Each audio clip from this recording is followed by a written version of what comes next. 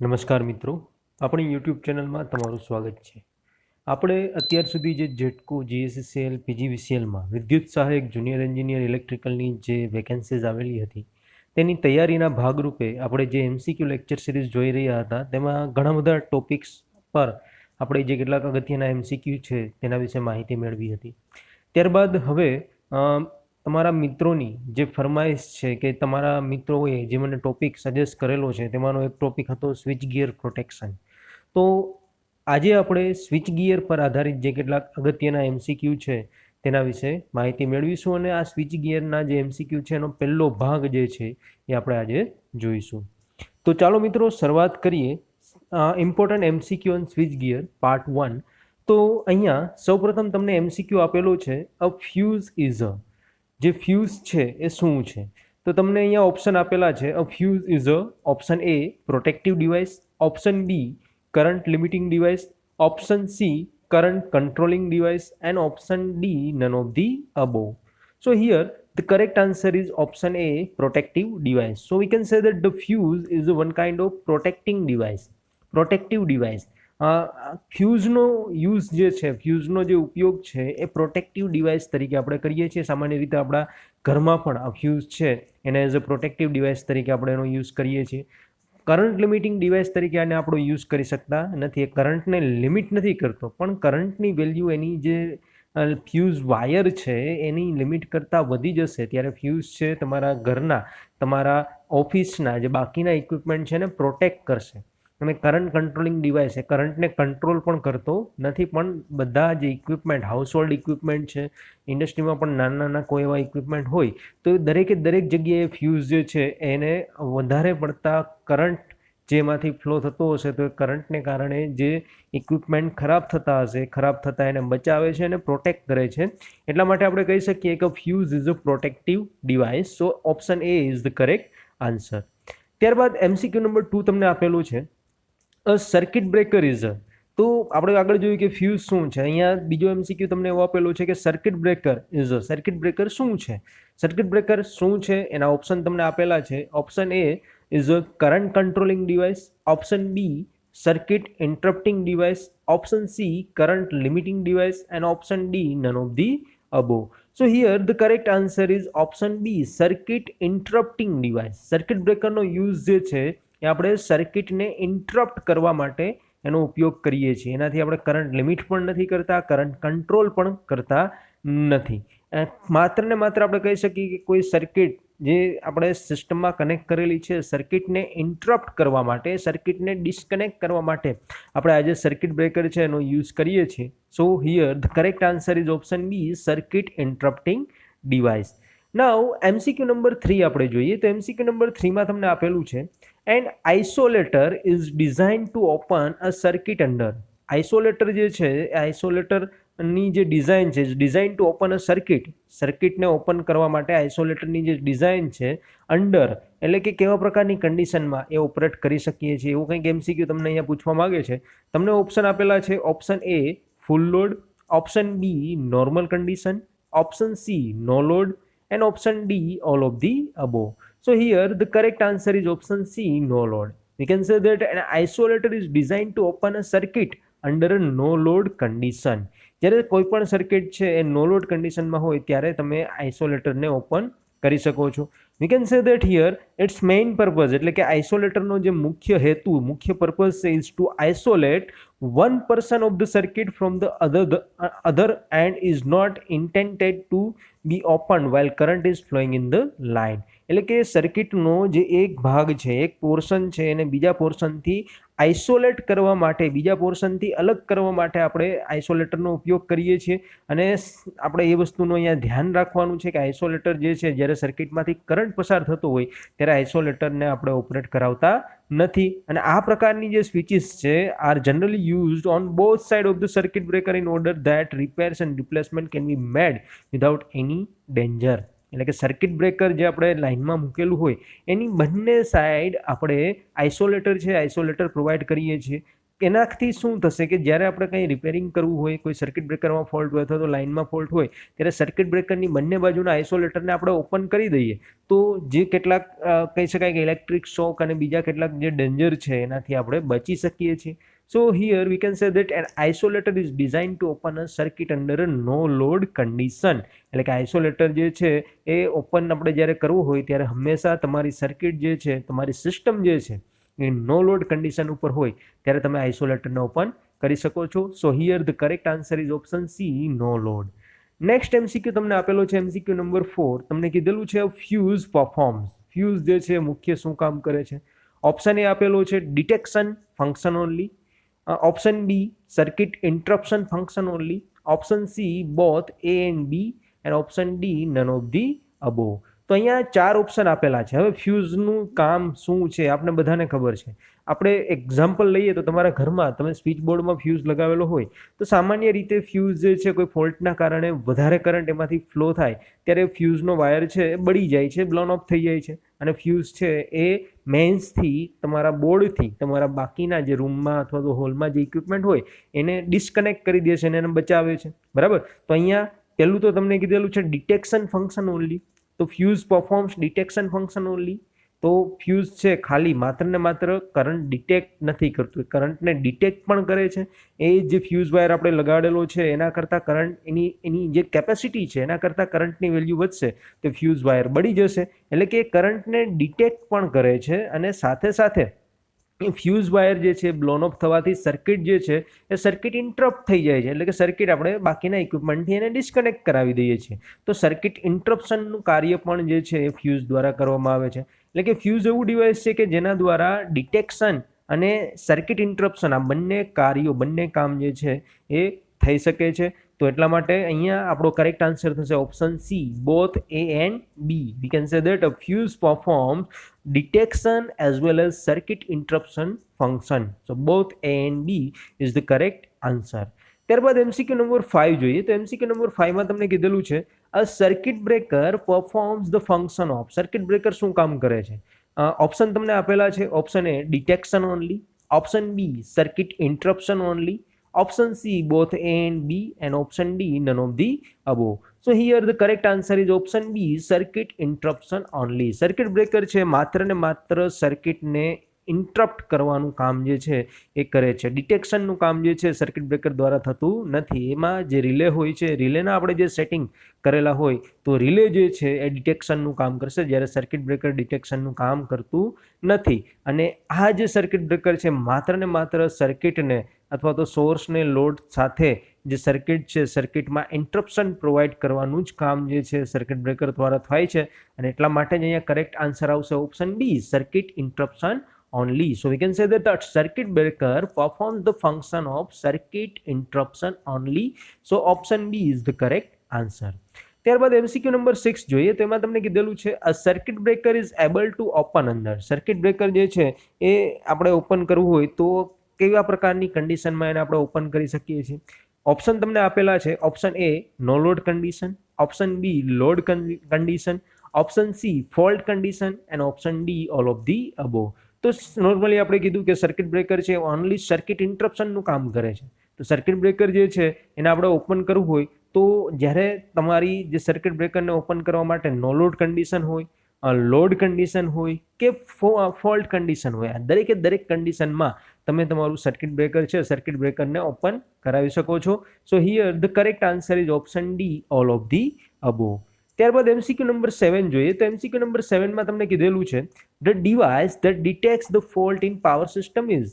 એવું ડિવાઇસ કે જે પાવર સિસ્ટમમાં ફોલ્ટ ડિટેક્ટ કરે છે એ કયું ડિવાઇસ છે? ઓપ્શન તમને આપેલા છે.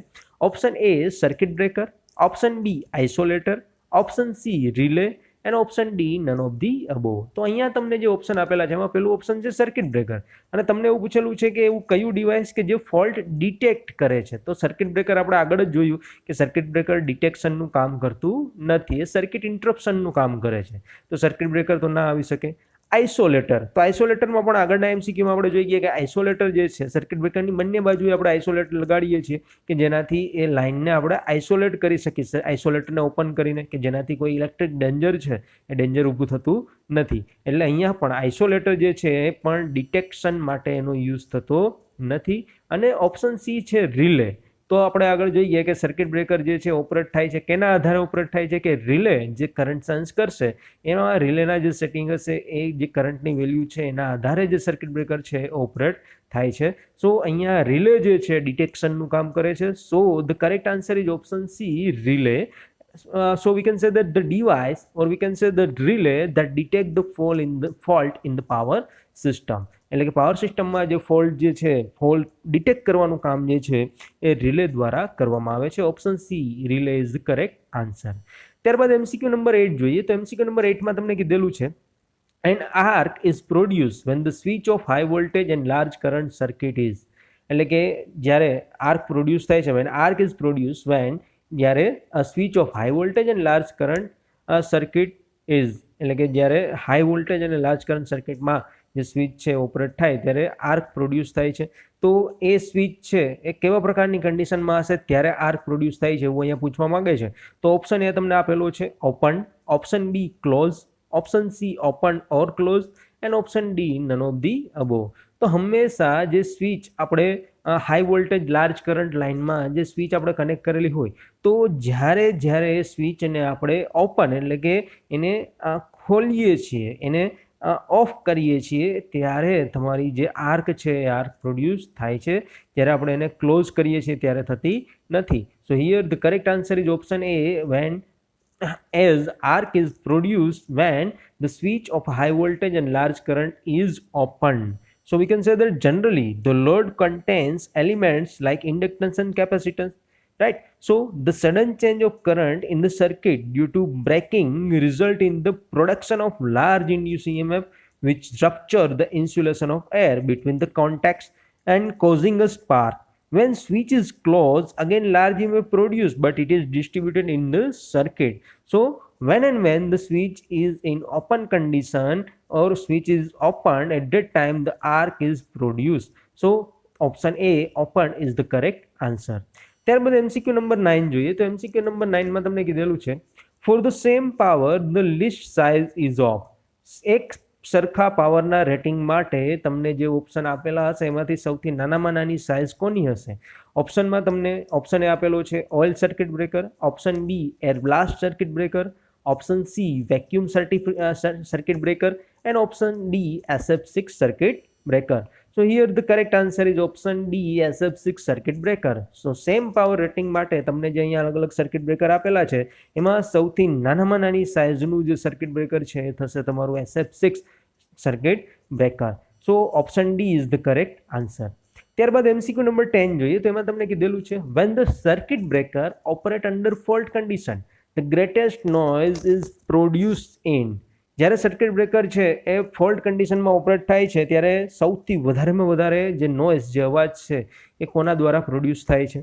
તો ઓપ્શન તમને આપેલા છે option A oil circuit breaker, option B air blast circuit breaker, option C vacuum circuit breaker, and option D SF6 circuit breaker. So here the correct answer is option B, air blast circuit breaker. So when the circuit breaker, or when we can say when the air blast circuit breaker operate under a fault condition, the greatest noise is produced. So option B, air blast circuit breaker, is the correct answer. Here the reason behind that noise, we can say that the air blast circuit breaker interrupt the circuit by blowing compressed air at supersonic speed across the opening contact. The result is that a very loud noise is produced. So the air blast circuit breaker, option B, is the correct answer. ત્યારબાદ MCQ number 11 જોઈએ. તો MCQ number 11માં તમને કીધેલું છે if the length of the arc in a circuit breaker increases its resistance. જ્યારે circuit બ્રેકરમાં આર્કની લંબાઈમાં વધારો થાય છે ત્યારે એના રેઝિસ્ટન્સમાં શું ફેરફાર થાય છે? ઓપ્શન તમને આપેલા છે option A decrease, option B increase, option C remains same, and option D none of the above. So here the correct answer is option B, increase. So we can say that if the length of the arc in a circuit breaker increases, the resistance also increases. here we can say that the arc resistance is depends upon the following factor. The first factor is degree of ionization. That means the arc resistance increases with the decrease in the number of ionized particles between the contacts. And second factor, we can say the length of arc. The arc resistance increase with the length of arc, and arc resistance decrease with the length of arc. And the third factor, that is cross section of arc. The arc resistance increase with decrease in area. So the cross section of arc is another important factor for arc. So here we can say that as we concerned about the length, so we can say that here if the length of the arc is in a circuit breaker is increased, at that time its resistance also increases. So option B, increases, is the correct answer. ત્યારબાદ MCQ number 12 જોઈએ તો એમાં કીધેલું છે current chopping mainly occurs in. Current chopping છે એ સામાન્ય રીતે કેમાં જોવા મળે છે? ઓપ્શન તમને આપેલા છે. ઓપ્શન એ તમને કીધેલું છે oil circuit breaker, option B air blast circuit breaker, option C vacuum circuit breaker, and option D SF6 circuit breaker. So here also the correct answer is option B, air blast circuit breaker. Here we can say that the current chopping is the phenomenon of current interruption before the natural current is zero or natural current zero is reached. It mainly occurs in the air blast circuit breaker because they retain the same extinguishing power irrespective of the magnitude of current to be interrupted. And when the breaking low current with such a breaker, the powerful deionization effect of air blast causes the current to fall abruptly to zero well before the natural current zero is reached.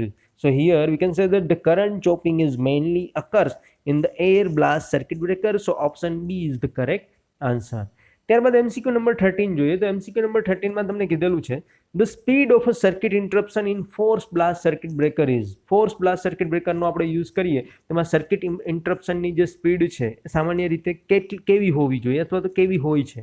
Option આપેલા છે A slow, option B medium, option C fast, option D none of the above. So here the correct answer is option C fast.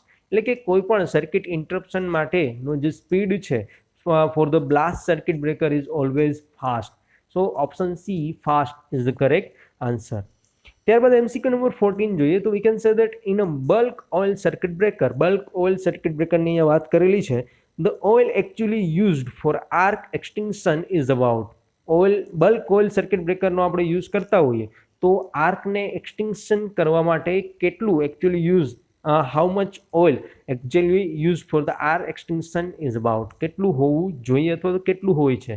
તો અહીંયા તમને option આપેલા છે. Option A 60% of total, option B 40% of total, option C 90% of total, and option D 10% of total. So here we can say that the correct answer is option D 10% of total.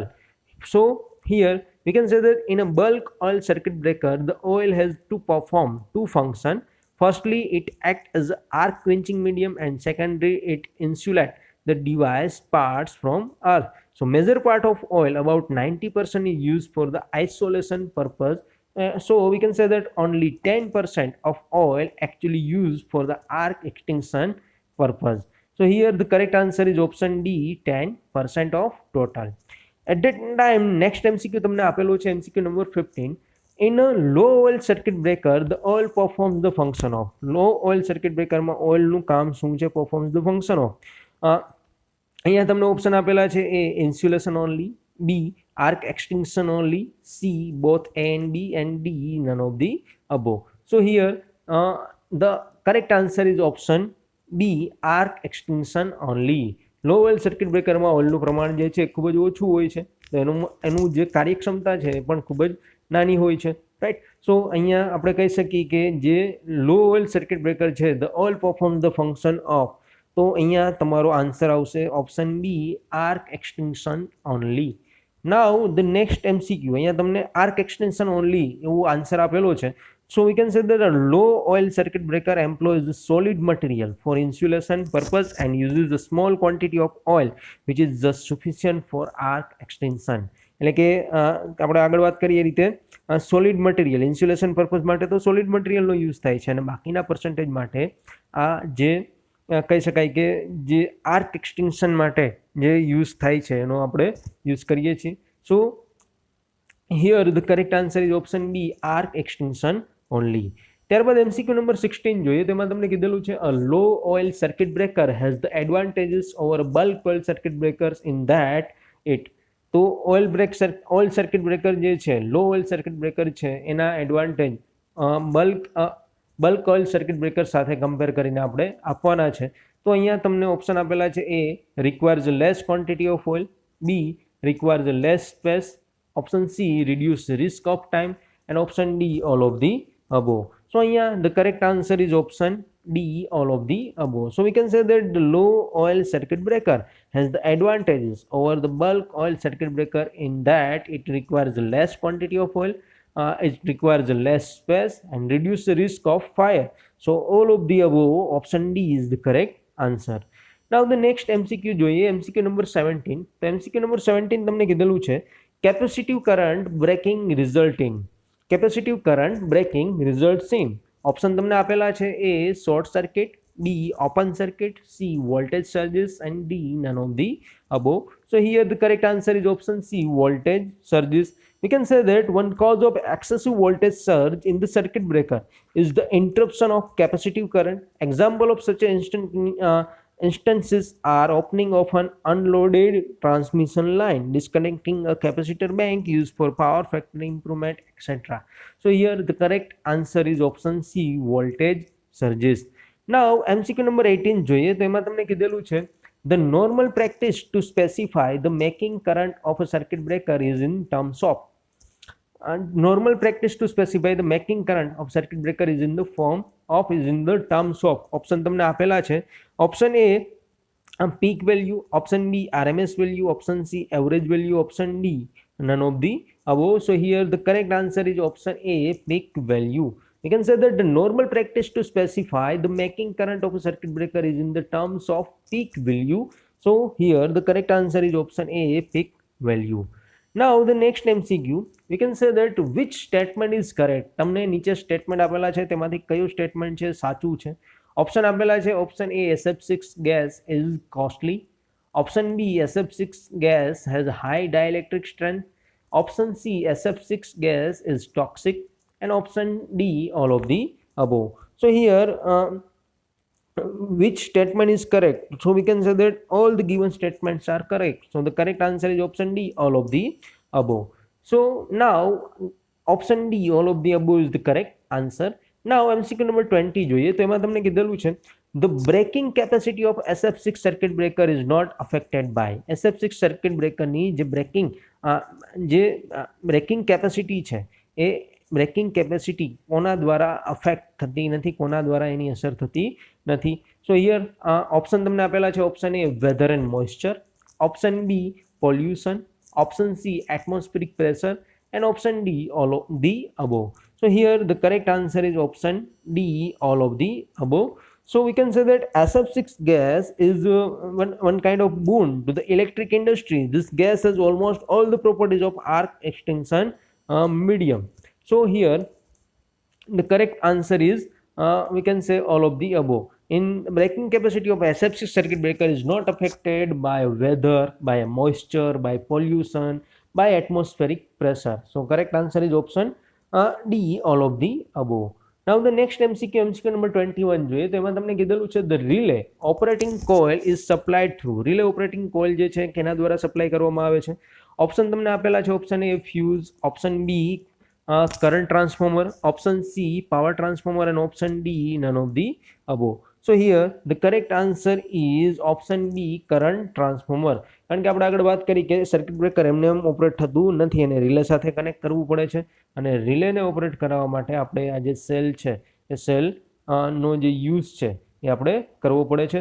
So we can say that the current transformer જે છે, the relay operating coil is supplied through the current transformer. So correct answer is option B, current transformer. Now MCQ number 22 જોઈએ, તો એમાં કીધેલું છે most of the relays on service on electric power system are. Electric power સિસ્ટમમાં જે મોટા ભાગના relay use કરવામાં આવેલા છે એ કયા છે? ઓપ્શન તમને આપેલા છે, A electronic relay, B thermal relay, C electromechanical relay, and D none of the above. Here the correct answer is option C, electromechanical relays. We can say that most of the relays on the service on electric power system are electromechanical relays. So option C is the correct answer. ત્યારબાદ next MCQ number 23 જોઈએ તો એમાં તમને કીધેલું છે induction relays are use for. Induction relays શાના માટે ઉપયોગમાં લેવામાં આવે છે? તો આ ઓપ્શન તમને આપેલા છે for AC quantities only, for DC quantities only, for both AC and DC quantities, and none of the above. So here also the correct answer is option A, AC quantities. We can say that induction relays are used for AC quantities. So option A is the correct answer. ત્યારબાદ MCQ number 24 જોઈએ તો એમાં તમને કીધેલું છે the operating time of a fuse is about. fuse no operating time અંદાજે કેટલો હોય છે? ઓપ્શન તમને આપેલા છે A 0.02 second, option B 1 second, option C 0.8 second, and option D 1.5 second. So here the correct answer is option A 0.02 second. So option A 0.02 second is the correct answer. We can say that the operating time of fuse is generally quite low as compared to the circuit breaker. So option A 0.02 second is the correct answer. તો મિત્રો અહીંયા આપણે switch gear આધારિત જે કેટલાક અગત્યના MCQ હતા એનો જે એક ભાગ છે પાર્ટ 1 જે છે તે આપણે જોવાનો પ્રયત્ન કર્યો. જો તમને અમારા વિડીયો પસંદ આવે તો વિડીયોને લાઇક કરો, તમારા મિત્રો સાથે વધુમાં વધુ આ વિડીયોને શેર કરો અને સાથે સાથે તમારા જો કોઈ સજેશન હોય, કંઈ ડાઉટ હોય તો કમેન્ટ બોક્સમાં અમને જરૂરથી જણાવશો અને અમારી ચેનલને સબસ્ક્રાઈબ કરવાનું ના ભૂલશો.